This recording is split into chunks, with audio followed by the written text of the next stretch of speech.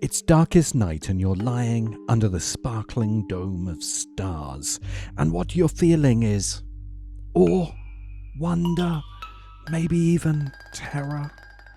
There are no words for this fleeting moment when we grasp the numinous, the transcendent, the sublime. So we try to capture the sublime in a story. As you gaze up into the black, what story do you see? Do you see the void of space, the atomic fire of infinite suns, the laws of gravity, energy, and matter? Or do you see the heavens above, a perfectly ordered cathedral, all to the glory of a divine creator?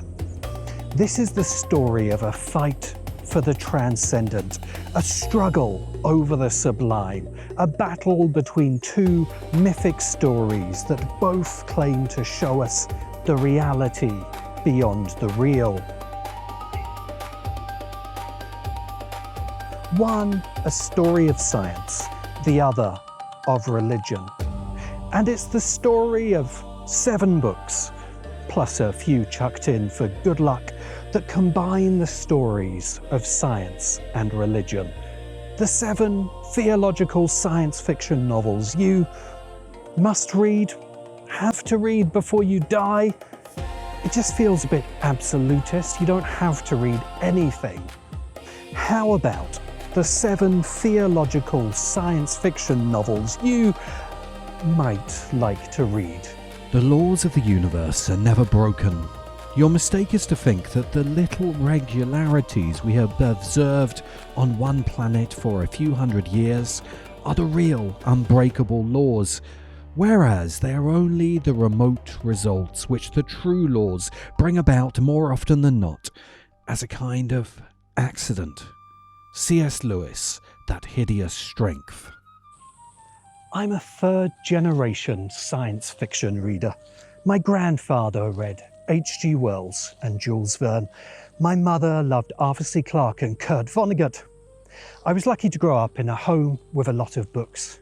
And at the heart of my mum's book collection were a pair of bookends that held our sacred books. At one end of the bookends was the Holy Bible, which, I have to be honest, didn't get read much. At the other end was J.R.R. Tolkien's Lord of the Rings, which had been read so often it was falling apart. And between the two was C.S. Lewis' Space Trilogy, Out of the Silent Planet, Perelandra, and That Hideous Strength, battered original paperbacks, which I didn't like reading because I'd already been burned once by C.S. Lewis when I realised that Aslan was Jesus smuggling. The Space Trilogy is a story of spaceships, journeys through space, and adventures on other planets, the stuff of science fiction. The trilogy stars science fiction's most famous philologist, Professor Elwin Ransom. Philology is the study of the history of language, and also happened to be the profession of C.S. Lewis' great friend, J.R.R. Tolkien. While on a walking holiday, Ransom is kidnapped and taken to Mars, known to its inhabitants by its true name, Malacandra, from where Ransom is swept into 3 short novels of adventures. But like the Christian allegory smuggled into Narnia, there is more than meets the eye to the science fiction of C.S. Lewis. To understand what the Space Trilogy is really about, we need to understand Star Maker by Olaf Stapledon. Inspired by the revolutions of radio astronomy, British philosopher William Olaf Stapledon wrote Star Maker, a dream journey across the galaxy being revealed at that time by science. C.S. Lewis hated Star Maker. In a letter to none other than Arthur C. Clarke, Lewis describes the book's ending, where we're shown the titular Star Maker as an uncaring entity who created our universe at random, as one of many, as sheer devil worship.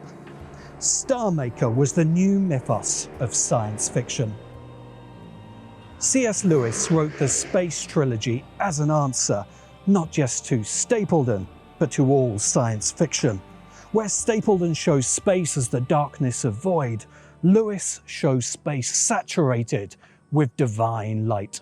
Where Stapledon's universe teems with the random products of biological evolution, all life in Lewis' universe is engaged in a great struggle between good and evil. The Space Trilogy is an attack on what Lewis called scientocracy, or scientism, a belief in science as the sole and only valid form of human knowledge, in favour of Lewis' own Anglican Christian theology. So to really understand the Space Trilogy, read it as science fiction that is against science, a counter-revolutionary narrative in the war between science and religion for the story of the sublime. But we need to talk about theology. Theos is the old Greek word for God, kind of. Logos is the old Greek word for knowing, the root of our word logic. So theology means something like a logical understanding of God. But because God is so vast, theology is more like a logical understanding of everything.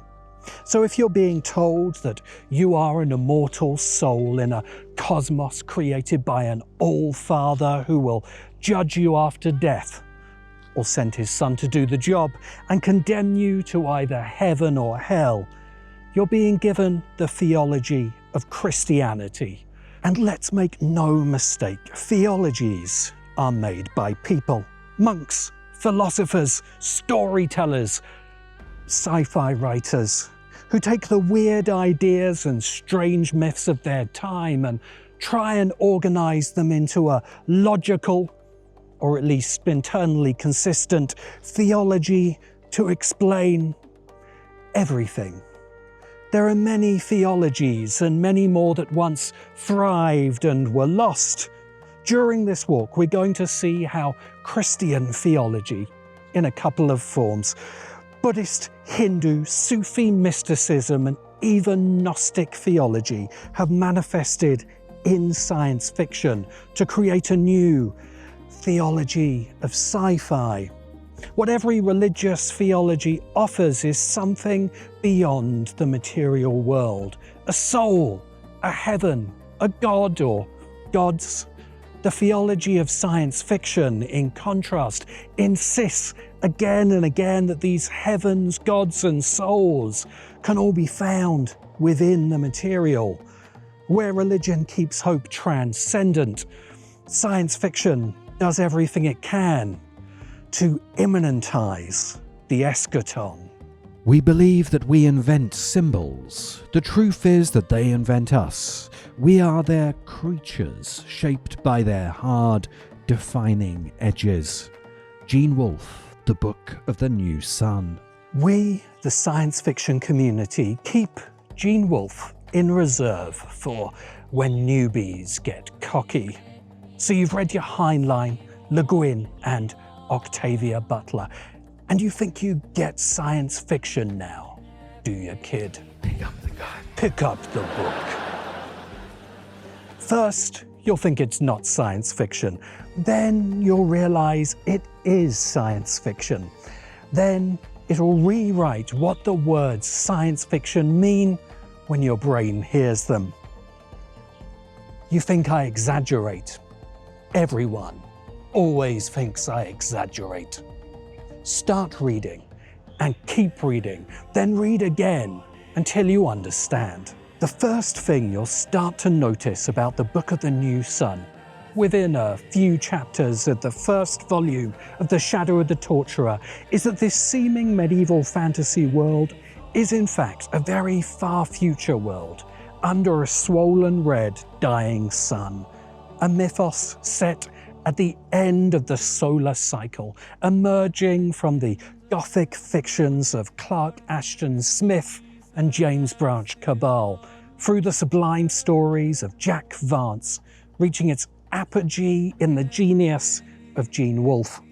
On my first attempt to read Gene Wolfe's masterpiece, I bailed at a description of torture. I feared the book was going to be the kind of sadistic torture porn that infests the cheapest kinds of sci-fi and fantasy. John Norman's gore with literary pretensions. Please rest assured it is not.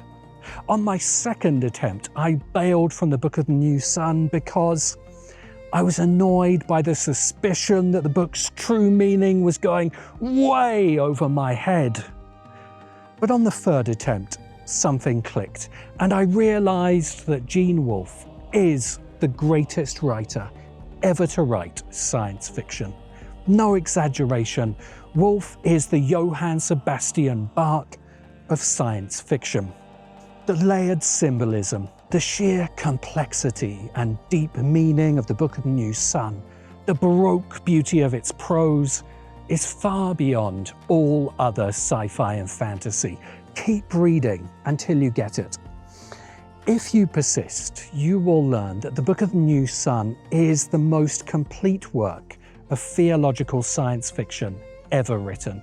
Gene Wolfe was a Catholic convert and a believer in Catholic cosmology. Wolfe sets himself the gargantuan task of showing how the entire cosmology of Catholicism, from the Alpha to the Omega, the dying Earth to the new Sun, can be proven to be an absolutely accurate and higher level description of the same lower base reality described by science and science fiction. But to understand what that means, you'll have to read the Book of the New Sun many times. We are all creatures of the stars and their forces. They make us, we make them. Doris Lessing, Shikasta. It's a widespread and mistaken belief that no science fiction writer has ever won the Nobel Prize for Literature. But in fact, two very great writers of science fiction have won, both for works that fuse the myths of science and religion, and both play a part in this story.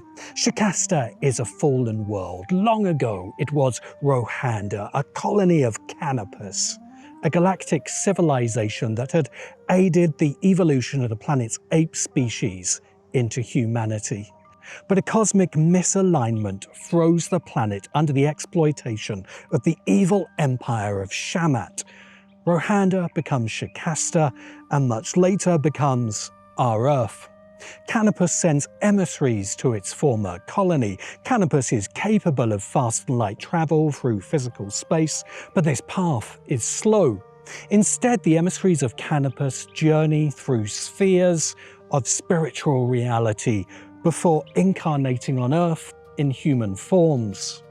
Doris Lessing was a famed feminist author when she published Shikasta in 1979, but ironically, this led to her science fiction novels being somewhat overlooked by both literary and sci-fi readers.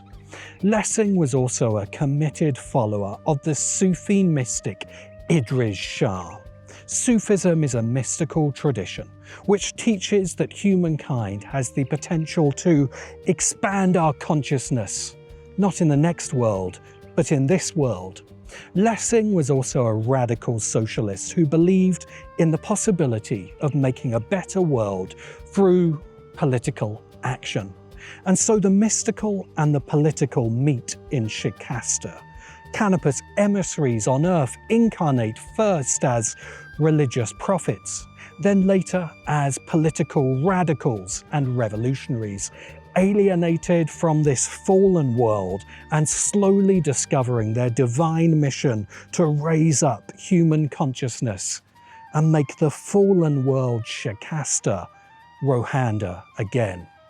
Ironically, Lessing's science fiction has been criticized by radical thinkers as colonialist, with Rohanda being a colony of Rhodesia and Canopus as an idealized fantasy of its British colonizers. Nonetheless, Lessing creates a potent new theology in Shikasta. The ideology of socialism fused with mystical intensity expressed in the symbolism of sci-fi. Shikasta is theological science fiction that 100% immanentizes the eschaton. And speaking of manifesting paradise on Earth, I'd like to thank the sponsor of today's video, Cult OS. Are you a visionary leader, a wellness guru, or a prophet of a new age? Are you tired of using messy spreadsheets to track follower enlightenment and group chat apps to schedule your synchronized chanting? You need Cult OS. It's the all-in-one software-as-a-service platform designed to help you run your high-demand spiritual organization. Cult OS scales with your ambition. Start with the community plan for your burgeoning yoga studio and upgrade to the compound package when you're ready to go off-grid. And for our most successful clients, we're proud to announce our new enterprise-level add-on, the Eschaton module. For a nominal fee, you can now seamlessly pivot your thriving spiritual movement into a world-ending apocalyptic event. Stop worrying about logistics and focus on what you do best, dispensing absolute truth. Matter is plastic in the face of mind. Philip K. Dick, Valis. Brothers, sisters, sci-fi nerds, our faith has no truer prophet than Philip K. Dick. PKD became a household name when his novel Do Androids Dream of Electric Sheep was brought to our screen as Blade Runner. He died just months before the premiere in 1982, never seeing the myth he wrote become immortal. Through the 1960s, he showed us the true weirdness of reality in his novels Ubik, The Man in the High Castle, The Three Stigmata of Palmer Eldritch. Visions that defined him as the strangest and most prophetic voice in American science fiction. Then came 1974, the pink beam, a laser from nowhere, days of visions, a revelation from above. In the decade that followed, Dick wrote like a man decoding God's private signals. Valis, the divine invasion, the transmigration of Timothy Archer, together the Valis trilogy. Valis, the vast, active, living intelligence system, a divine information field, an orbiting satellite invading our world to shatter the black iron prison of Gnosticism. Raised in the church, Dick died a heretic, a Gnostic. To him, the God of churches was not God at all, but the demiurge, a false creator, trapping humanity in illusion. For Dick, the empire never ended. Rome had not fallen. It had metastasized into the Catholic Church, into Western power, into the Republic and Senate we still mimic today. And just behind the stage set of the world, a true reality looms. A planet run by corporations, a globe ruled by an ancient empire, all reality an iron cage made by a mad god. Philip K. Dick was not just a writer, he was the first prophet of science fiction. The turtle moves.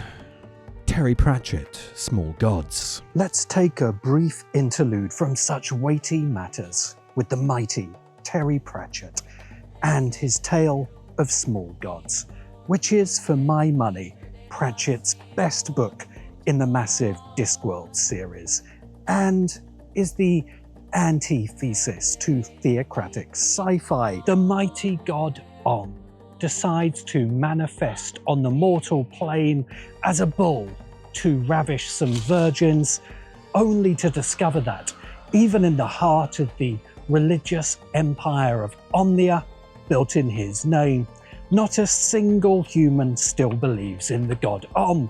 Denuded of power, the god can manifest only as a small tortoise.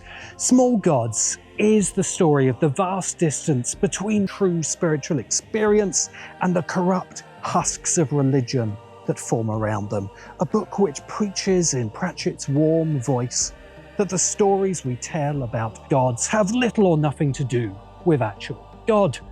Small God shows us the full military might of Omnia, which has crushed all learning to preserve its religion, come into conflict with a smaller nation that values science.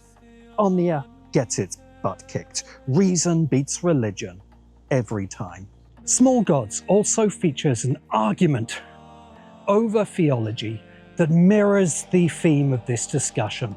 The Church of Om believes the world is a sphere, a story which enforces by persecuting believers in the flat world who share the secret that the turtle moves. This is Discworld after all. It's not quite right to call Pratchett's perspective atheism. Skepticism, certainly. But it's not that Pratchett doesn't believe in anything beyond the material.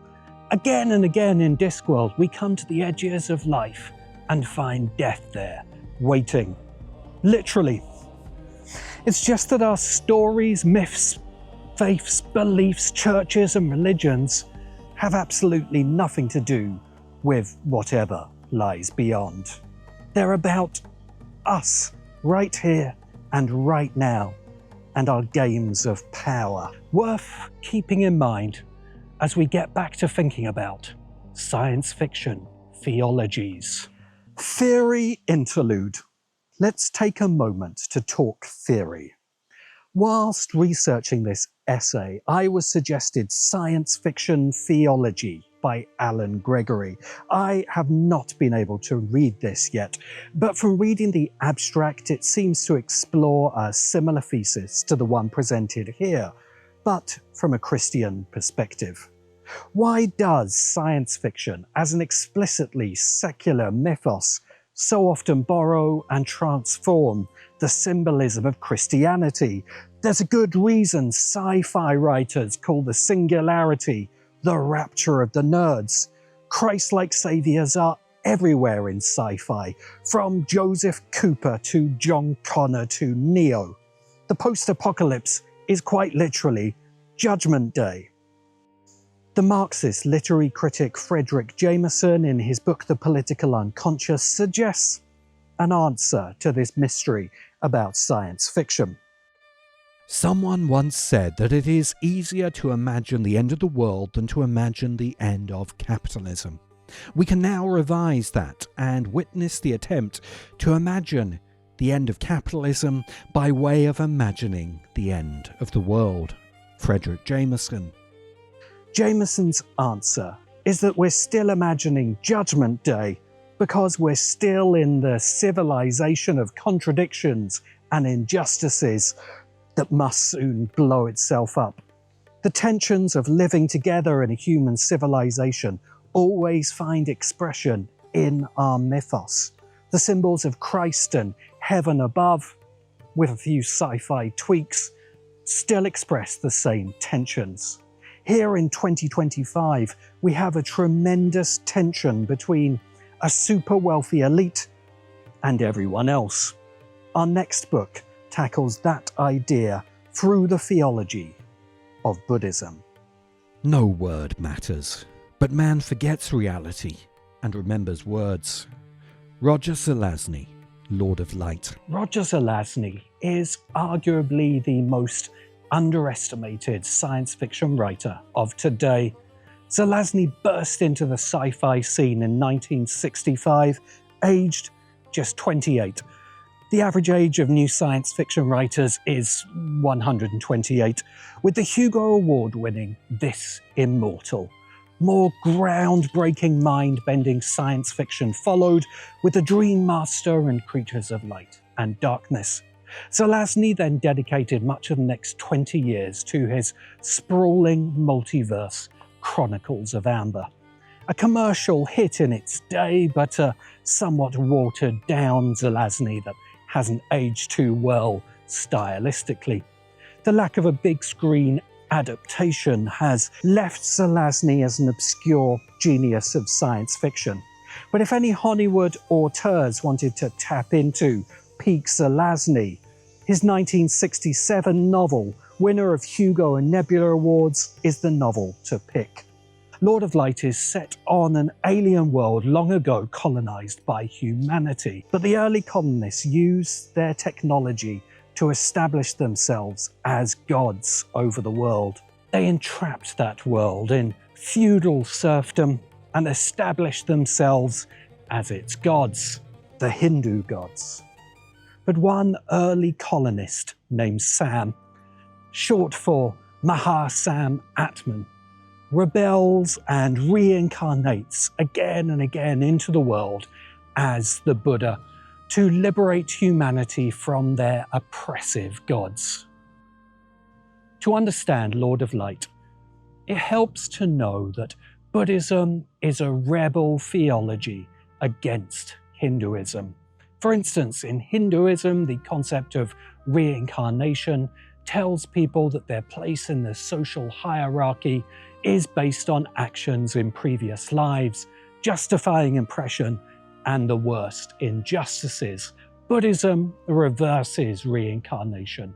A high social status means you are more deeply trapped in the cycle of samsara.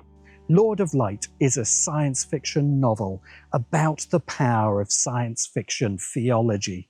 The godlike colonists use a corrupt theology to keep their population enslaved in a feudal medieval system. Sam delivers a new theology, a theology of liberation to free humanity from our oppressive gods, a theology of science fiction. "Oh, if only it were possible to find understanding," Joseph exclaimed. "If only there were a dogma to believe in. Everything is contradictory, everything tangential. There are no certainties anywhere. Everything can be interpreted one way and then again interpreted in the opposite sense. The whole of world history can be explained as development and progress, and can also be seen as nothing but decadence and meaninglessness. Isn't there any truth? Is there no real and valid doctrine?" Hermann Hesse, The Glass Bead Game. The Glass Bead Game by Hermann Hesse is a novel I've been trying to understand for over half my life. When I was 18, my mum, who gave me my love of sci-fi, died of cancer. The next few years were dark ones for me. When I wasn't working or studying, I found refuge in science fiction. Many of the books on this list, like Shikasta and Lord of Light, were read at that time and had a huge influence on me. I have to say I was underwhelmed by university itself, but it gave me access to two invaluable things: a vast library of books and the internet. And in that college library, I found a science fiction book written in 1943 that said everything about the internet at 1999. The Nobel Prize for Literature is awarded for a lifetime body of work, but when Hermann Hesse won in 1946, The Glass Bead Game was given a special citation, making Hesse the second of our two Nobel winners. The Glass Bead Game is the culmination of many themes in Hesse's writing. In famous novels like Damien, Steppenwolf, Narcissus and Goldman, and Journey to the East, Hesse contrasts the life of the mind, or vita contemplativa, with the life of the world, the vita activa. As a young student in the process of dedicating myself to the life of the mind, I read Hesse as the torment of being torn between these two paths. Should we, like the handsome soldier artist Goldman, fuck and fight our way through the world? Or should we retreat to the monastery and the games of intellect? The Glass Bead Game is Hermann Hesse's final attempt at an answer. In a near future, after a destructive global war, an order of intellectuals live a cloistered life, engaging in the ultimate game of the mind, the Glass Bead Game. The game itself is never shown. We're only told that players use glass beads to represent any and all forms of knowledge. A bark composition can be synthesized with Einstein's relativity and placed in contest with a literary theme from Shakespeare. Written at the very dawn of the digital age, Hesse's game is a powerful metaphor for our condition today, endlessly and obsessively combining and recombining the knowledge we now hold as patterns of ones and zeros. But the purpose of the game in Hesse's novel is to illustrate the ultimate futility of intellectual games. The greatest player of the glass bead game finally quits the life of the mind for the lived experience of life itself.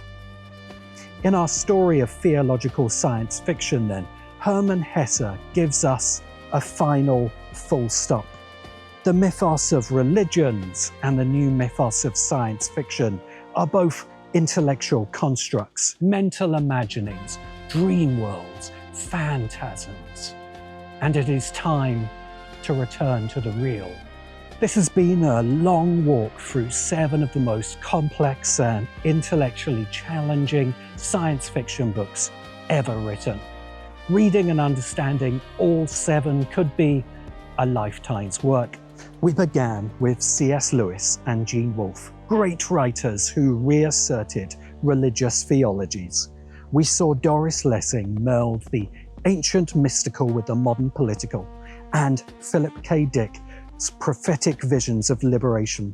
Terry Pratchett and Roger Zelazny brought us back to science and reason. The war between the religious theologies of the past and the new theology of sci-fi has been raging for some hundreds of years and is only becoming more intense. We ended this walk with Hermann Hesse, who I think makes the final argument that the sublime truth of reality can never be captured in any story. But the stories we tell about the sublime still matter. Religious theologies insist that a better world can only exist beyond the material. Heaven, a higher state of reincarnation. This world is doomed and mired in sin. This t-shirt is a satire of the original statement by arch-conservative William F. Buckley. Do not immanentize the eschaton, which he actually sold as a badge to his followers. And you can get this t-shirt in the science fiction merch store. And if you really look at the conservative critique of modernity, it boils down to their core belief that the material world cannot be made better. But in response, science fiction has imagined ever more innovative ways to immanentize the eschaton. Because this is the real power of the new theology of sci-fi. It doesn't accept a fallen world with redemption in the next. It imagines a better world that we can make real in this world. But, what about? A Canticle for Leibowitz is about religion, but not in itself theological. Frank Herbert's Dune is about everything. The Sparrow and A Case of Conscience, Lem Solaris and Heinlein's Stranger in a Strange Land could all be read theologically. Make your nominations for more theological science fiction in the comments. And for more philosophical sci-fi, learn about the dangerous philosophy of Ursula K. Le Guin here.